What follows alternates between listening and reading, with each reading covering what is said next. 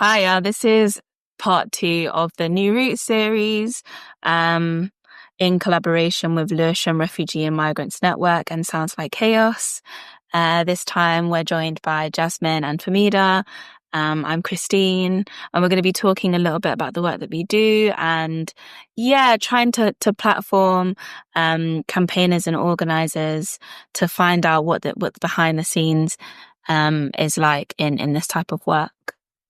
Hey, thank you so much for having me. It's really exciting to have a space for campaigners to talk about the activist work. I think it's a space that, at least for me, felt very difficult and too big to get into. So it's nice that we can kind of bond over our experiences. So as part of my role as a campaigns and comms manager at Lewisham Refugee and Migrant Network, we do a lot of housing, immigration, healthcare advice for people in Lewisham and Greenwich, but really all of London as well. But my role is helping community members with lived experience of migration campaign for the causes they care about. So one of the things that we campaign about is GP access, for example, being able to register without proof of address or proof of ID. It's migrant charging. Often people with no recourse to public funds are charged 150% NHS fees, which usually ends up being mothers being charged £10,000 right after birth, which is really traumatic, obviously. Working with councils on better housing conditions. So loads that's happening, which is really, really exciting. And working with community members is the most exciting part. But for me, it's also really healing and empowering as a migrant myself of Persian descent. It's really wonderful to have a role in changing the system. How about you, Fahmida? Hello, thank you so much for sharing. That's incredible work you're doing. Hello, everyone. I am Fahmida Miah, representing Climate Outreach. I am a program manager there. So Climate Outreach is a small UK charity that focuses on engaging the public with climate change and understanding how climate action connects to people's values. We have had a dedicated migration program at Climate Outreach for about 15 years, looking at the interconnections between climate change and migration and how climate change impacts patterns of human movement. We often think about how to communicate that particular intersection in a way that protects the dignity and rights of migrants and refugees and brings humanity back to the conversation. Alongside my day job, I also run a diaspora network called Bangladeshi Diaspora Climate Action, and this is a network of Bangladeshis across the UK who kind of work around climate justice, climate projects connected to supporting Bangladesh and Bangladeshi diaspora. That's great. Thank you both so much for joining me today in this discussion. And I wondered if we could start by thinking or maybe talking about how our own experiences, how they influence the work that we do now. And I guess it's good to figure out how our journeys make us enter this sort of work. So then who would you like to answer that? Yeah, sure. I touched on it briefly, and it's something that is often discussed with campaigners and activists. Like, what is it that radicalized you? It's usually the question that gets asked, right? Like, what made you move away from this feeling of helplessness or it's someone else's problem and actually, putting yourself into the narrative?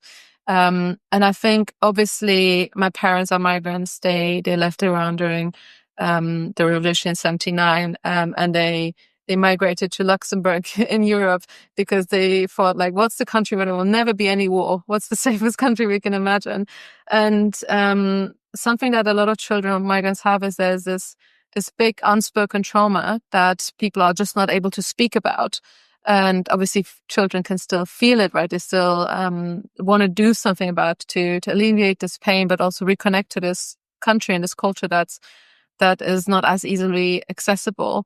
And the more I connected to Iranians and Persians in my community, the more I read up on it, I realized just how much injustice there is for people to access services, access safety, And even though there was a lot of other campaigning I did for women's rights first and climate justice, and I continue to do those things, I think with campaigning, you have to find that one thing that is just kind of like a fire inside of you that you can do day in, day out and just not get tired of talking about, because you will be talking about it quite a lot.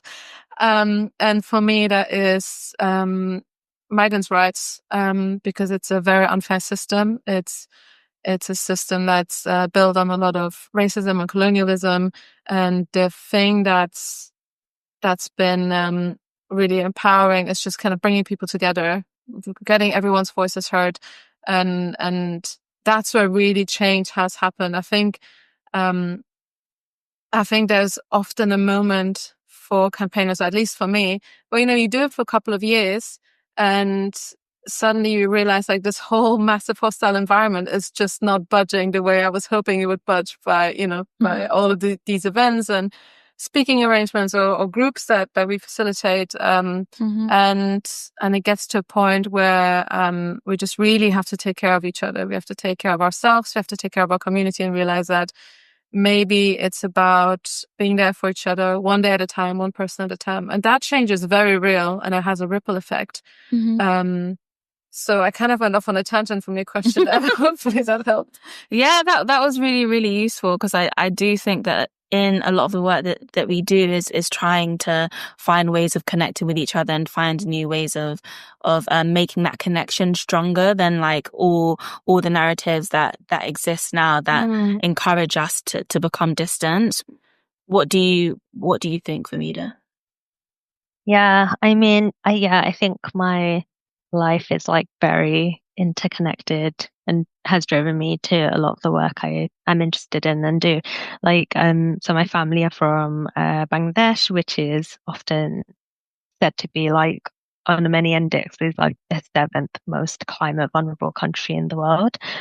Growing up, I was always told in like geography lessons and in schools like, oh, one day all of Bangladesh will be underwater. And that was sort of like the end of the conversation. There was like no explanation of why that situation is what it is and why no one seems to be like really scared or urgently trying to do something about that situation. And so yes, I think like Bangladesh is a particularly climate vulnerable country. And climate change never acts alone. Like a lot of people migrate because of poverty, because of many other reasons, but often climate change is a multiplier of that inequality. So I do think, yeah, a lot of like my sort of like personal, familial, ancestral history is really connected to climate change and the impact it's had. I also, here on this side of the world, like I grew up in East London, Poplar Tower Hamlets, which has like high levels of pollution.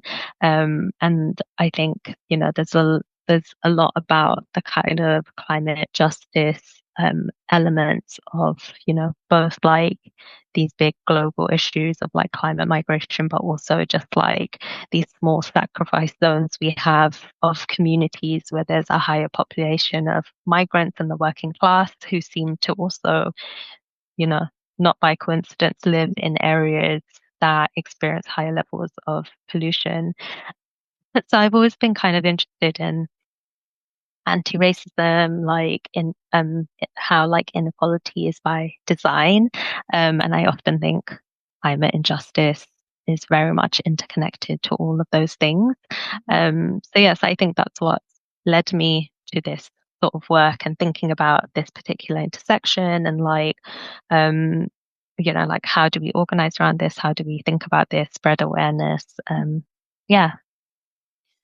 And I wonder how we can find ways of digging deeper into that like interconnectedness that you were talking about. And a part of that interconnectedness is intersectionality, as you mentioned, Fahmida. So like what right now within the works that you're both doing, where are you finding the intersections, and what do they look like?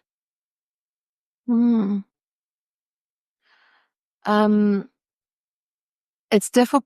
It's such a big question, right? Because there is intersection in everything that we do, and it's It's paper, it'd be like, oh, well, this is a campaign for climate justice, or this is a campaign for migration rights. But the reality is, if you sit down with any of the people that, we represent, or that we campaign for, their life is not, put into categories. Every issue that they are experiencing every day will bleed into different, issues that are affecting them.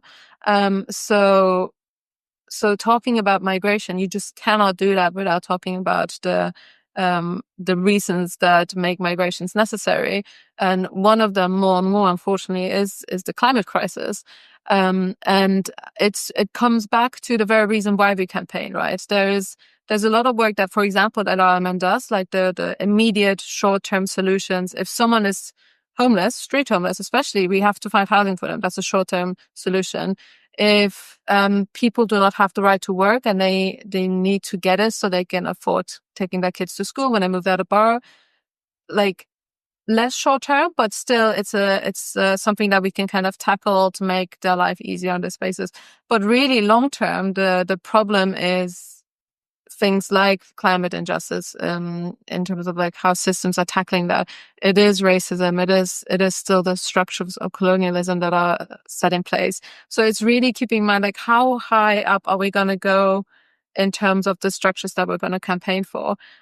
Because if we're going to keep the systems top down, it's always going to be reactive. We're always going to be playing catch up, but really going to the source of it, which often ends up being capitalism, is how we're going to hopefully like shift the tide, right? Mm-hmm. That doesn't mean that all of the other campaigns, all of the other topics, all of the, like the destitution support that organizations give isn't necessary. But in terms of coming back to your question, like the interconnectedness, I think sometimes the situations are so dire that it can be difficult to kind of look beyond of, well, I am only, campaigning for migrant justice, because inevitably we will all need each other. The forces that we're trying to change are so big that we really need to come together and find our common ground and realize that like the perspectives that someone who is specializing in migrant justice can give is different to the one that someone in climate justice can give. But that's how we stay strong. That's how we keep this going, how we keep each other fueled in this fight. Yeah, thank you. Yeah, very similar. A lot of the kind of intersectional work in this, I think when I talk about like climate linked migration, overwhelmingly, like more than 90% of like climate linked migration happens in the global south, within borders. And that is like an impact of colonialism. Like that's not a coincidence that, poorer countries or countries that have been colonized or have had their resources stolen, also happen to experience climate linked migration at like a higher level. So, we know that climate change doesn't act alone. It's an exacerbator of other inequalities. So, it's really hard. Like we often say, like we don't often use the term like climate migrant or climate refugee, just because if someone has like had that experience of when they tell you about their own experience and their own lived experience, it's so many factors that were at play that it's hard to ever identify someone as just like solely a climate migrant or solely a climate refugee, because it's interconnected to everything. It's interconnected to like poverty, war, resources, food security, and all sorts. And Jen, as you mentioned, like with a lot of these social issues and problems, if you like go back far enough, there is like a common enemy or a common instigator of all these, like all these oppressions. So when we think about the same people who are utilizing anti-migrant narratives, often they're also playing into like anti-climate narratives, because that all works so seamlessly for them. Like for instance, reform is funded so often by gas and oil organizations, like anti-climate organizations. So I feel like on the other side, you can see how the intersection is playing out so well in like a negative way, because they're finding ways to connect all those dots. So like, there is like a responsibility on us to also do the same. But yeah, I just think it's like the thing I mentioned earlier about like often you find in the UK the kind of people suffering like climate impacts or not being protected from like heat or like floods are often working class communities or migrant communities or like diaspora communities in the UK because they are often not given the same sort of like protections against climate as like more wealthy communities are. So there is like a very clear intersection between these different experiences. Mm-hmm. Yeah, thank you both so much. I thought about as you were talking, how do borders exist like currently in our lives? How do we look at the border system outside of it just being a structure that is a byproduct or upheld by colonialism and white supremacy? What are the tiny ways that borders exist in our current practices that you think we should highlight who are listening to watch out for? Like I would give an example of just how we connect to nature in general. I feel as if like there's a lot of rise in ecofascism and people use the rewilding policies as a way of excluding specific groups of people out of space when we are the invasive species, so we shouldn't interact with a space for however many years in order for it to build up again. And that mindset then stops people from exploring land and actually seeps into other sorts of practices. So I'd wondered how within the work that you do, you experience the border system. Yeah, so much, unfortunately. There's so much I could say. There's a very outward, like black and white borders that exist on paper, right? And those are difficult enough to navigate. But there's so many invisible borders once someone is actually in the country, that I wasn't even really aware of until you really sit down and speak to people. Because the way the system is built out, especially the way it's portrayed in the media, like just the language around illegal migrants, which is not a real thing. It's not a legal term. And also just this idea of like people like swarming the country. It's just not rooted in reality. Like people will say there's all of these things available to sanctuary seekers who come into the country. Like they can go down this route and access this help. But then you actually sit down with someone and you realize that, well, yeah, those services are available, but you need bus travel to go to those drop-ins. You need someone to watch your kids. Also, the waiting lines are horrendous, or there's just no funding for legal aid.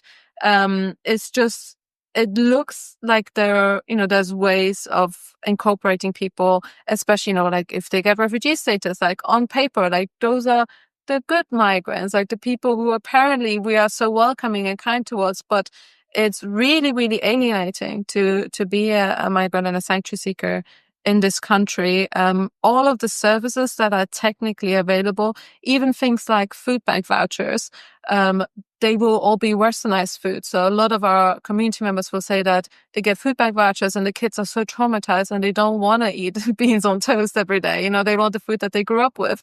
And it's just, again, borders that, people might not mean to create, and it's just not knowing, right? And it goes back to the need to like co-production and really including people in a meaningful way and not a performative way, which is so easily done, right? Because we all have deadlines and we're busy. But it just builds to these borders that even if you come into this country, even if you do get status, you're always othered. And it's especially prevalent in the minds of our community members after the riots last year. I had so many people come up to me and say that they were scared of leaving the house. They were covering themselves up. They would make sure that not even their hands were visible. And they really felt like they weren't welcome in this country. Even, if there's 50 people telling you are welcome, but there's one very loud voice saying you're not, how can you not feel like invisible? Like borders are being drawn? And the biggest one, the thing that keeps coming back all the time is the waiting, the being kept in limbo, the having to wait for decisions from the Home Office, having to wait for someone from the immigration team, from different charities coming back to you. It's just constantly, you're not able to start a life. Like, you somehow made it really dangerous and emotionally taxing journey. You're here, somehow got accommodation, but you're just constantly waiting to hear back on whether you do get status, whether you do get the right to work. And that, I think, has the biggest emotional impact, because people just cannot start their life. Like, sometimes decades, they're just waiting. Whole lives can go by like that. And the effect it has on people, the effect of not knowing when you're going to be moved. Like, we have people, and I've seen this personally so many times, like, you will be with a mother and daughter in the morning, and they'll get a letter saying you're being moved from temporary accommodation in like tonight, like a few hours, like moved like to the other side of the country. Like, how do you explain that to kids? It's just, even though you've technically stopped moving, you never stop moving, you know? So it's these borders that, even though like legally, or technically don't exist, they're rampant, even in the most accepting communities, because it's just a lived experience of people. Right? Yeah. Thank you so much for sharing that. I was just thinking about this like film I saw that like at the Migration Film Festival, called History of Suleiman. I don't know if you both have watched it, but I feel like that like film like really captured that feeling you're talking about, of that constant like the waiting and the uncertainty and the insecurity like seeping into like every part of your life when you're someone seeking asylum or refuge. So I really recommend watching it. It is heartbreaking, but it is also, I just think, really encapsulates that feeling really well. In terms of like the border system, to answer your question, Christine, I was thinking a bit about the kind of like working within the climate sector, and the climate sector is very like notoriously an undiverse sector. So like one of the least diverse sectors in the UK. And I think that as like, a person of color working in the climate sector, I feel like I see the way, the way like the lack of diverse voices and the impact it has on the way we sort of like work and organize. And I think something that, in maybe it's like sort of like a metaphorical border system, but it's the way like academia is upheld as like the only way of like only source of like true knowledge, which I find really really depressing actually. And I think, all these people with this like lived experience, especially when we're talking about migration, like they're like the people we really need to listen to is those with lived experience. And the way like sort of like lived experience and your familial connections and your connection to like culture is sort of like downplayed to prop up like academia as knowledge. I think that has like a huge impact on the way we understand these issues and how to like overcome these issues and support migrants. So I do think that in a way, because I think I read something like 90% of academia is like academic research is written in English. So much of it already isn't accessible to a lot of the world. And a lot of like climate research especially is like guilty of that. Like a lot of it is behind like paywalls, a lot of it is behind like these other kinds of like borders and walls. So I see the way that kind of plays out. The other thing I wanted to talk about was like green gentrification, like the way like border systems between like countries, but we see the way like certain communities are sort of like pushed out and not allowed into certain spaces, as you said, Christine, like the under the guise of like making places like climate friendly or more green, we end up like inadvertently making them more expensive and pushing out like working class and migrant communities who might have lived in spaces for a long time. And I think that's sometimes like an impact we don't think about in the way we like build the architecture of like a community and these kind of policies that don't like have a lack of voices from the community. But yeah, thinking about a bit about spaces that like people of color or like don't feel welcome in. So you mentioned like green spaces, connection to nature.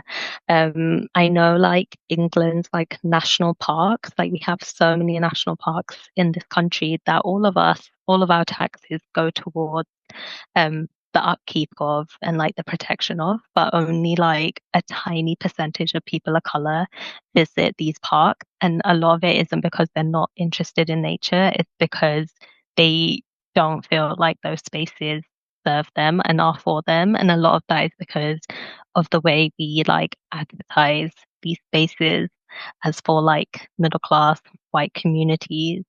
So there's a lot about like how we visualize like these spaces and like more diverse imagery around like welcoming other communities and allowing other communities to have like a connection to nature. Mm-hmm. I have an interesting anecdote to that actually, because we started a gardening club at LRMN, and there was just like no one coming to it, and we were like, "How come?" Because it's like such a well-being activity, self-care. Why is no one interested in it? And once we actually sat down and spoke to people, it turned out that gardening in a lot of cultures is not like a self-care activity, it's a chore. So to a lot of people, it seemed like we were asking them to do like free manual labor for us. So would not notice until you sit down and, you know, see what do you actually want us to do, instead of coming with our own ideas of what you would be. And also just kind of like changing activities. So now people do seem interested in gardening, which is nice. Yeah, because you've got to sprinkle that sort of stuff in. You've got to find ways of breaking people's I guess walls down when it comes to interacting with different sorts of activities, because everything does feel laborious. Like when someone's asking you to do something done, automatically you're like, oh, why do you want me to do free work? Yeah. So I wondered if like, have you had any challenges when it comes to engaging people in doing something different? And maybe this is outside of the I guess it's still in campaigning because we're constantly encouraging people to think differently, move differently. I guess within your own sorts of practices, what are the barriers that you face? That's not just like council-led things. It's like actually working in a group. Yeah. So I've literally just come this morning from a new community champions training that we started. I mean, we started it a few months ago, but basically taking our key campaigners who come to a monthly community forum and offering them like additional training, safeguarding, storytelling, to really help them be at the forefront of campaigning, right? And there's a lot of really interesting conversations that come out of it, because there are reasons why people might feel a bit uncomfortable campaigning, right? Sometimes it's around an uncomfortableness with being in power. Like power can be seen as a dirty word or something you don't want to be associated with if you've only ever known hierarchical power and not relational power. And then, we work on that. Like, why is it important? But also there's people who just think like, I can't bring down the hostile environment. So like literally what is the point in campaigning at all? So we sit down and we talk about like small wins that have like a ripple effect, like I said before, but also it changes things for that community. And then that community can be taken as an example to build up, like that's how big systems are changed. It's not done overnight, right? But we only ever notice the overnight thing. Sometimes it can be about like how much anger is helpful in protests and campaigning. Is it helpful in the meeting? Like just kind of really, campaigning is a really vulnerable personal thing to do, right? You always bring yourself into it. You always bring your experiences into it, and asking people who have been betrayed by the country that they've sought sanctuary in, betrayed by maybe the communities, like they might have had experiences when they're standing and flyering, people say something to them, asking them to then stand up and go to council meetings and speaking. It's a big ask, and sometimes people need to be convinced. But what I've seen more and more is you kind of can see a twinkle in people's eyes when they feel drawn to do this kind of work. And then you practice it once. So you do it, in a safe space, you practice public speaking. And it's very addictive. It's very Moorish to know that your voice is heard. Your voice has an echo. You can get things changed. I think it comes back to what we're saying about boundaries, not boundaries, borders. There are, unfortunately, like in order to campaign, you have to kind of play into the system sometimes. Like you have to attend meetings, you have to email in advance. It's, like not quite academic, but it's very like business speak sometimes, right? And training our community members up in terms of like, how do these meetings work? How do we have to sometimes adhere to in terms of language? It is another border that we're asking people to acknowledge and adhere to, which is unfair and frustrating. But then often that's how we kind of, shake them up and change them. So in terms of like what I ask our community members to do when when they're interested in campaigning, it's a big ask. It's a very sometimes a tough ask, but it doesn't. I mean, campaigning isn't just this kind of work. Speaking to other people publicly. A campaigning can be, if you don't want to be seen on camera, it can be organizing support. It can be organizing like people getting together, the facilitation, the holding spaces, checking in on each other. That's just as much campaigning as like speaking on radio shows. And it's really making sure that within your movement, everyone is lifted up the same way. Mm-hmm. Mm-hmm.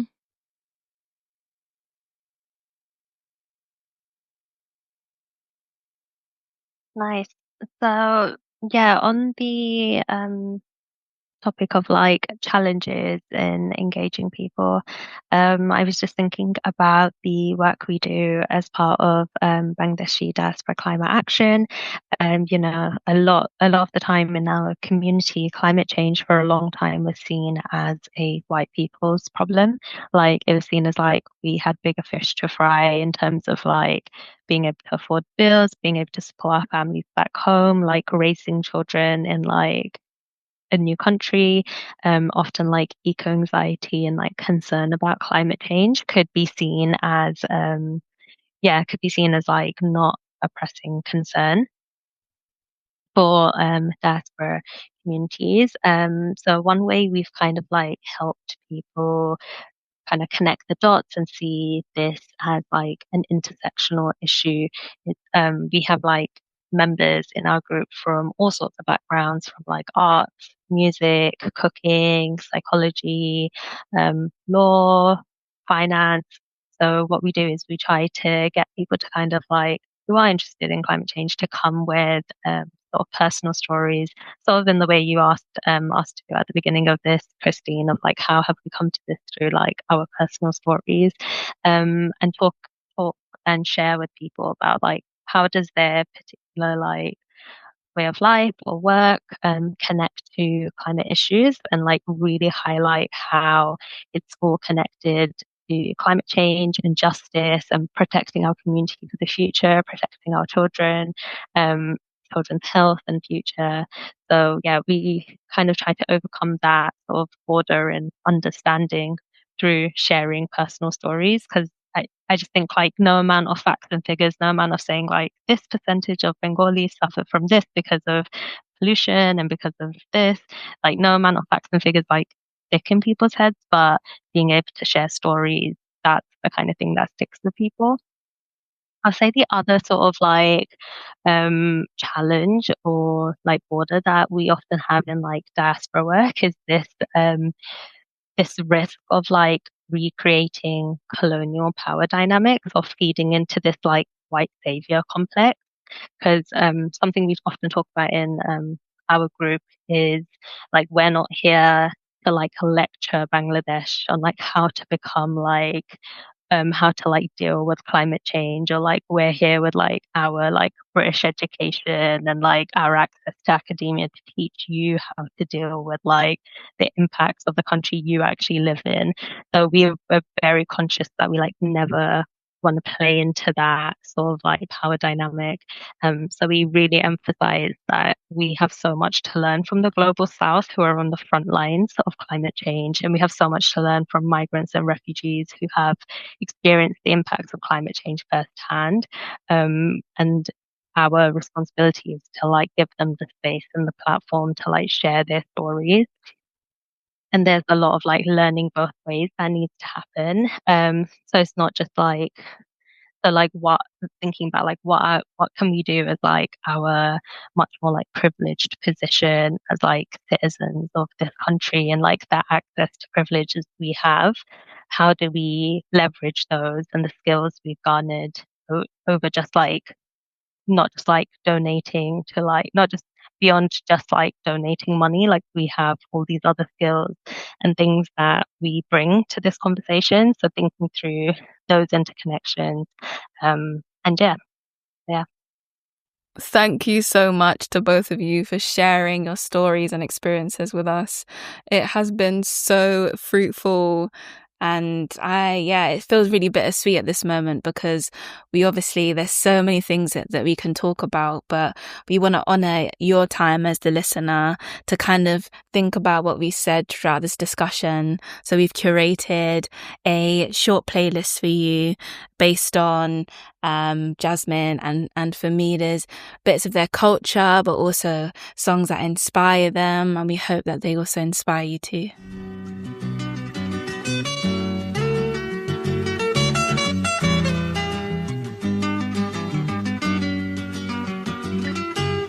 اگه یه روز بری سفر بریز پیشم بی خبر اسیر رویاها میشم دوباره باز تنها میشم به شب میگم پیشم بمونه به باد میگم تا صبح بخونه از دیار یاری چرا میری تنها میذاری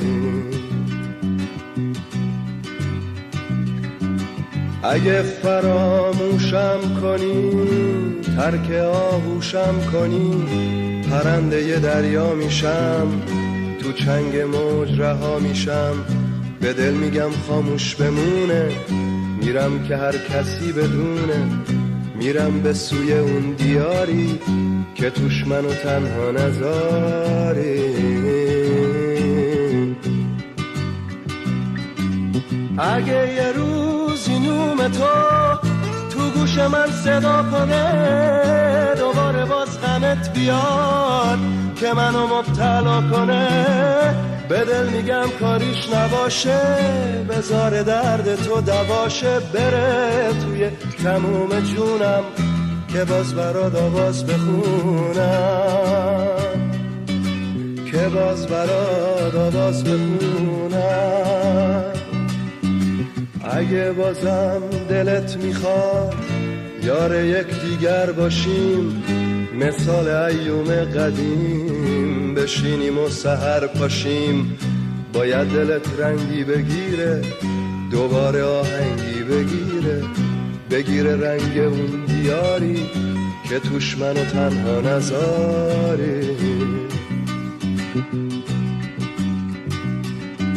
اگه میخوای پیشم بمونی بیا تا باقی جوونی بیا تا پوست به استخونه نذار دلم تنها بمونه بذار شبم رنگی بگیره دوباره آهنگی بگیره رنگ اون دیاری که توش منو تنها نذاری اگه یه روزی نوم تو گوش من صدا کنه دوباره باز غمت بیاد که منو مبتلا کنه به دل میگم کاریش نباشه بذار درد تو دواشه بره توی تموم جونم که باز برات آواز بخونم که باز برات آواز بخونم اگه یه روزی نوم تو باز تو گوش من صدا کنه دوباره باز غمت بیاد که منو مبتلا کنه به دل میگم کاریش نباشه بذار درد جا به جاشه بره توی تموم جونم که باز برات آواز بخونم که باز برات آواز بخونم که باز برات آواز بخونم که باز برات آواز بخونم که باز برات آواز بخونم که باز از برات آواز بخونم.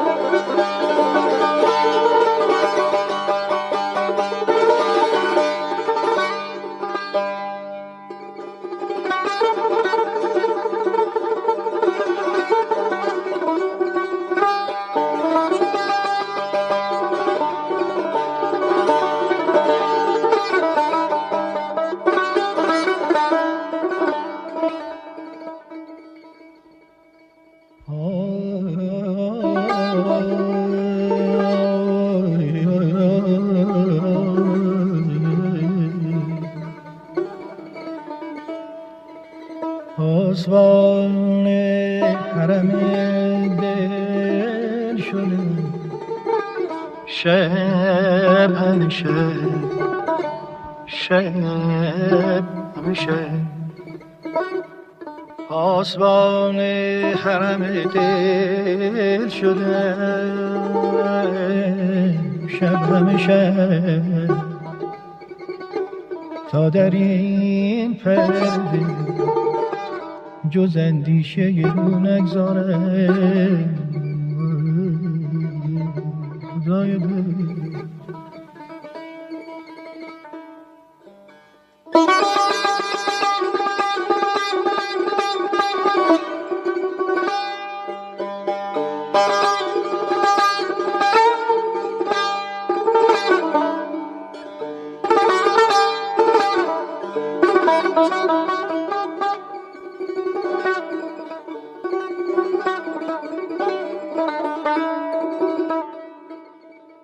دیده بخت به افسانه او شد در خواب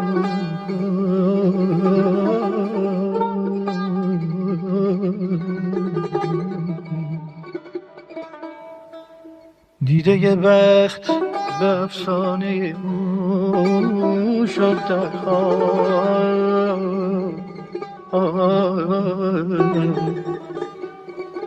کونسی زنایت که کند بیداره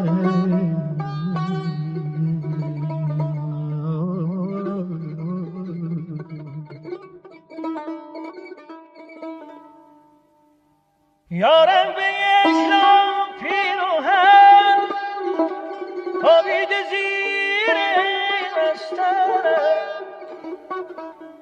یارم به یک لام پیروهن خوابیده زیر مستانه ترسم که بوی مست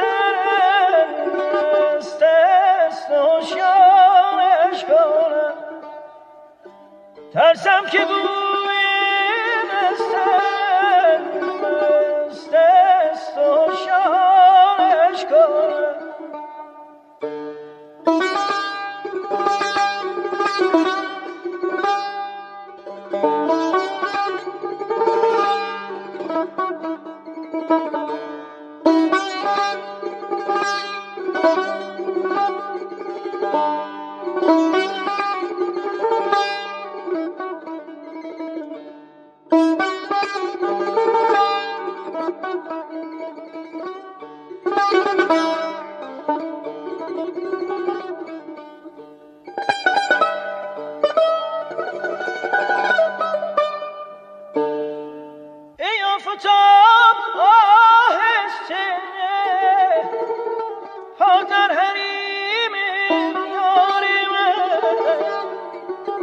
ترسم صدای پای تو خواب است و بیدارش کنم ترسم صدای پای تو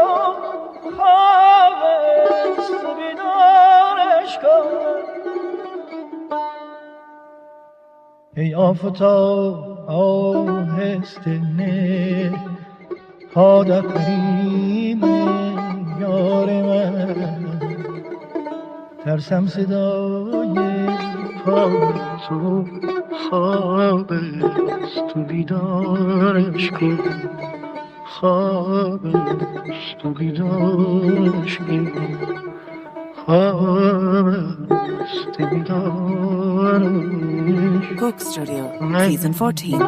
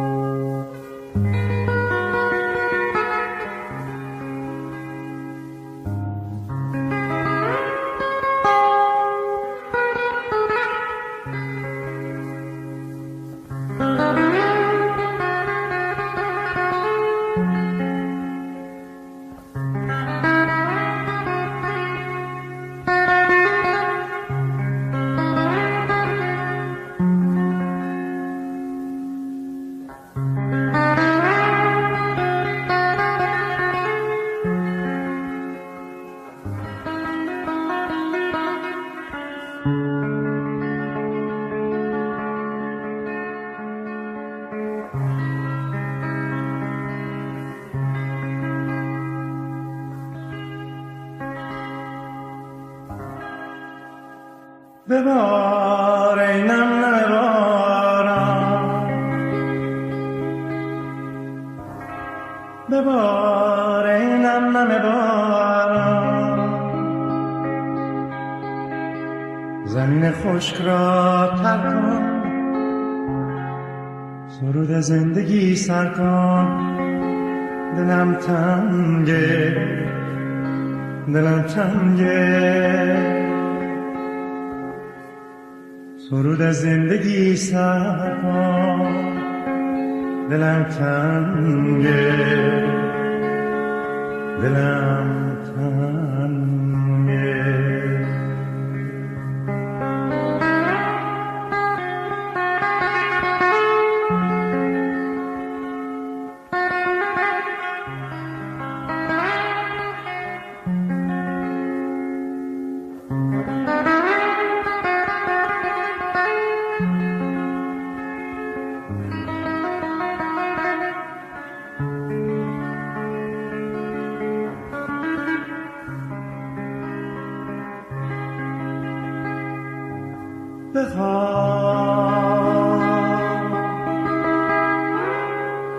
بخواب ای دختر نازم، به روی سینه بازم، که همچون سینه سازم. همش سنگه، همش سنگه، که همچون سینه سازم.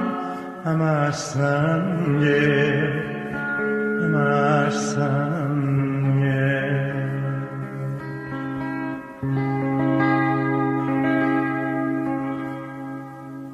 لالایی کن مرغ که من دنیا فسانم،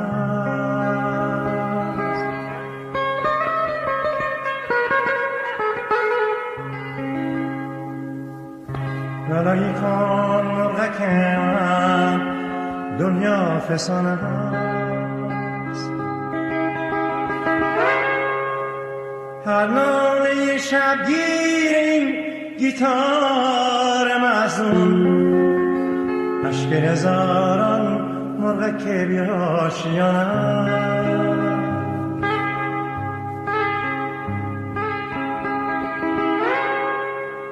هر ناله شبگیر این گیتار محزون، عشق هزاران مرغک بیاشیان.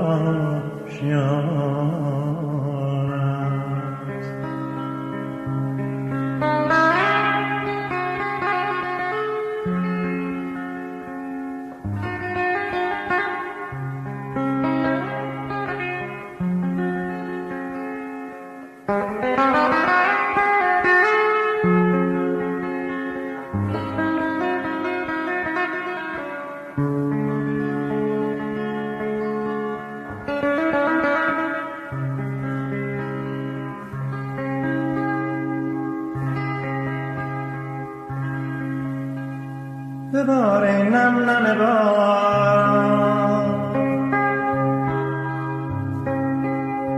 ببار ای نم نم باران، زمین خشک را تر کن، سرود زندگی سر کن. دلم تنگه، دلم تنگه، سرود زندگی سر کن دلم تنگه دلم تنگه